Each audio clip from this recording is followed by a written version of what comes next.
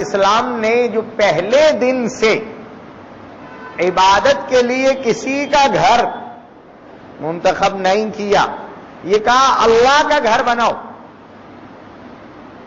جو صرف اللہ کے لیے ہو، اللہ ہی کے نام پر بنایا گیا ہو، اللہ کے لیے بنایا گیا ہو، اللہ کی یاد کے لیے بنایا گیا ہو۔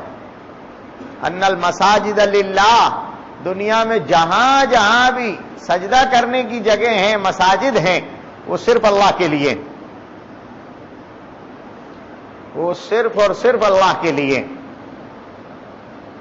جس مذہب کی کتاب میں پوری دنیا میں پائی جانے والی مساجد میں جانے کا حکم دیا گیا ہو اور جانے سے روکنے والوں کو دنیا کا سب سے بڑا ظالم کہا گیا ہو، ان مساجد کو صاف اور پاک رکھنے کی تعلیم دی گئی ہو، ان طہرا بیتی للطائفین والعاکفین والرکع السجود، نماز پڑھنے والوں کے لیے اس کو پاک اور صاف کرنے کا حکم دیا گیا ہو، جس نبی نے مسجد جھاڑنے اور صاف کرنے والے کے ایمان کی شہادت دینے کا حکم دیا ہو، جس قرآن میں مساجد کی نسبت اللہ عز و جل کی طرف کی گئی ہو اور یہ کہا گیا ہو کہ یہ اللہ کے گھر ہیں، فی بیوت اذن اللہ ان ترفع ویذکر فیہا اسمہ یسبح لہ فیہا بالغدو والآصال، وہ گھر جن کو بنایا ہی اس لیے گیا ہے، اللہ نے حکم دیا ہے کہ ان گھروں میں اللہ کی عبادت کی جائے، اللہ کا نام بلند کیا جائے، اللہ کا ذکر کیا جائے، صبح و شام اس کی تسبیح کی جائے۔ جن گھروں کی اتنی زیادہ تاکید آئی ہو، اس سے اندازہ ہوتا ہے کہ اس قوم کے لیے اور اس مذہب کے لیے اس جگہ کی اہمیت کتنی ہوگی۔ جس نبی نے مکہ مکرمہ چھوڑنے کے بعد جہاں کائنات کی سب سے پہلی مسجد، سب سے پہلی عبادت گاہ، ان اول بیت وضع للناس، دنیا کا سب سے پہلا وہ گھر جو لوگوں کی عبادت کے لیے بنایا گیا تھا، دنیا لوگوں کی ہدایت اور برکت کا سبب، جب اس گھر کو چھوڑا ہے مسلمانوں نے ہجرت کے وقت میں جناب محمد الرسول اللہ صلی اللہ علیہ وسلم کے حکم پر، اور حضور خود تشریف لے گئے ہیں ہجرت کر کے مدینہ منورہ، تو 8 دن بھی حضور بغیر مسجد کے رہنے کو تیار نہیں، 8 دن بھی مختصر سا قیام بقیع میں ہوا ہے، وہ اس قباء میں مختصر سا قیام مدینہ جاتے ہوئے، لیکن اس درمیان رسول اکرم صلی اللہ علیہ وسلم نے سب سے پہلے مسجد بنا دی، سب سے پہلے اللہ کی عبادت کی جگہ بنی، پہلے مسجد بنائی۔ مدینہ مسجد نبوی بعد میں بنی ہے، پہلے مسجد قباء بن گئی، پھر مدینہ منورہ میں پہنچنے کے بعد سب سے پہلے زمین خرید کر مسجد بنائی گئی۔ بہت لوگ تھے دان دینے والے، لیکن سبق یہ دینا تھا کہ مسجدیں ہر ایک زمین پر نہیں بن جایا کرتی، جب پیغمبر زندہ ہیں۔ عجیب بات ہے، مسجد نبوی کو جب خریدا گیا تھا اس کی زمین کو، تو نبی اکرم صلی اللہ علیہ وسلم کے پاس اس وقت پیسے نہیں تھے، جن بچوں کی وہ زمین تھی وہ دان دینا چاہتے تھے، حضور اکرم صلی اللہ علیہ وسلم نے وہ دان بچوں کی طرف سے قبول نہیں کیا، بچے تھے، یتیم بچے تھے۔ صدیق اکبر رضی اللہ تعالی عنہ نے دینا چاہا کہ اپنی طرف سے رقم ادا کر دیں، حضور نے فرمایا ایک کام کرو، تم مجھے قرض دو، میں اس سے یہ زمین خریدتا ہوں، اور قرض لیا ہے تو میں تمہیں یہ قرض واپس کروں۔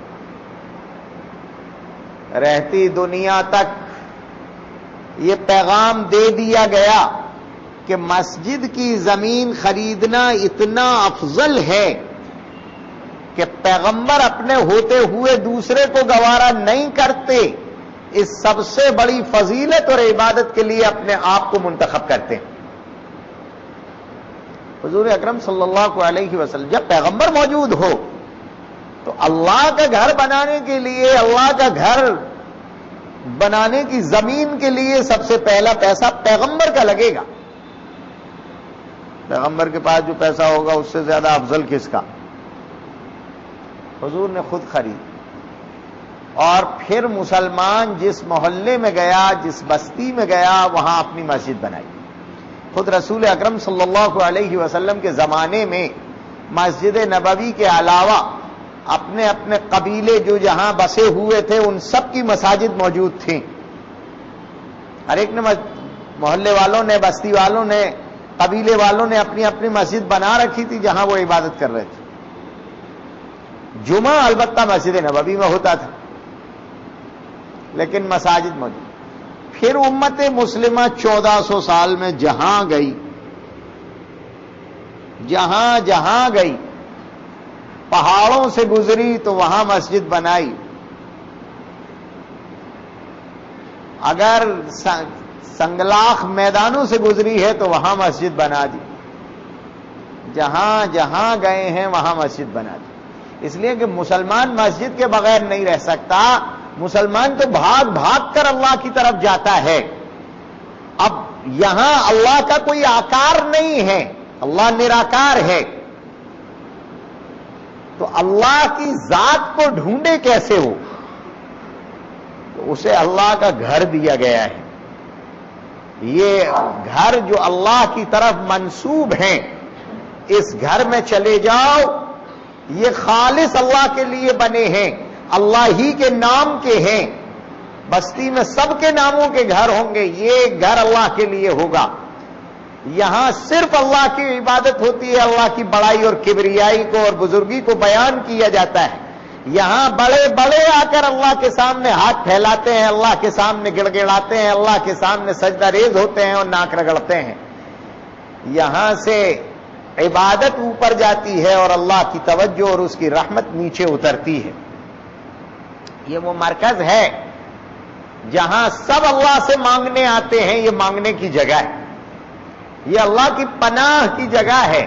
اسی لیے صحابہ فرماتے ہیں کہ ہمارے زمانے میں اگر ذرا آندھی بھی چلتی تھی تو ہم مسجد کی طرف بھاگتے تھے، مسجد کی طرف بھاگتے، ذرا سورج گرہن ہوا تو مسجد کی طرف دوڑ پڑے، چاند گرہن ہوا تو مسجد کی طرف دوڑ پڑے، آندھی آئی تو مسجد کی طرف دوڑ پڑے، ذرا خطرناک سی آواز آئی تو مسجد کی طرف دوڑ پڑے۔